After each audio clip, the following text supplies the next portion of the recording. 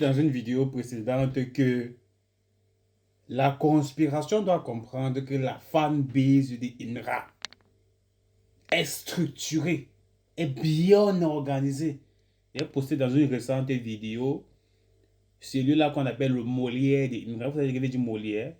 Tu es Molière, le connaisseur du français, celui-là qui a créé le français, le chercheur du français, de la langue française. J'ai posté une vidéo précédente qui parle donc le Molière de Ira est en train d'expliquer ce qui veut dire Baudouin. Dans le distract que Djibé a sorti là, le titre c'était Baudouin. Il est en train d'expliquer à la fanbase de Djibé ce qui veut dire Baudouin. Donc, que Imra, en disant que Baudouin, en mettant son titre Baudouin, en appelant, que Djibé en appelant Imra que Baudouin, il pensait qu'il faisait du mal à Imra, mais ce n'était pas le cas. Aujourd'hui, on tombe maintenant sur le paparazzi de Imra. Et dit que la fanbase de Imra est structurée. Car c'est des bonnes guerres. C'est des ouais, le continent doit voir, c'est des bonnes guerres. C'est ce qu'on appelle de la bonne concurrence. C'est vrai que dans cette distraction, dans ces rap-là, c'est un peu violent. Mais c'est de bonnes guerres. Écoutons le paparazzi d'Imra. Didi B n'est pas sage. Ou soit il n'est pas intelligent. C'est lui qui est un homme marié. Mais c'est lui qui chante, qui parle de ce qui se passe dans le caleçon de ses amis. Telle personne, son kiki n'est pas coupé. Telle personne a 2 kiki. Ou bien telle autre personne est un woubi. Pourtant, c'est lui qui est marié. Quand Imra a chanté le son Nabo Clément, est-ce qu'il a parlé de la vie privée de Didi B?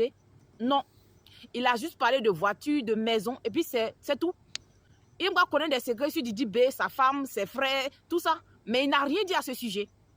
Pareil, Suspect 95, dans sa chanson, il n'a rien dit sur la vie privée de Didi B.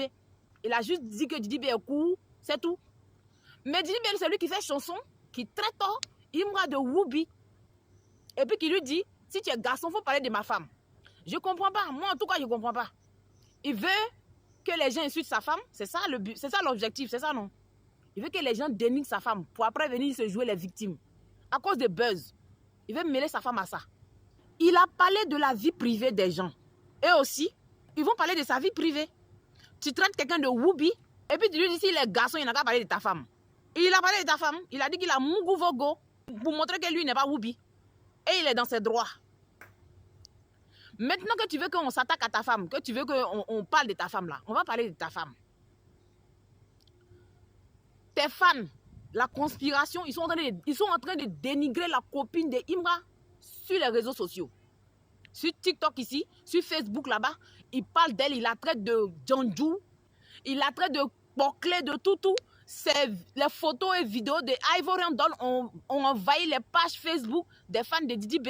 Ils ont encore fait des montages pour dire que oui, un homme caresse sa barbe. Pourtant, c'est faux. C'est un fan qui touchait son collier. La haine que vous voulez diffuser là, nous, on va diffuser cette haine-là.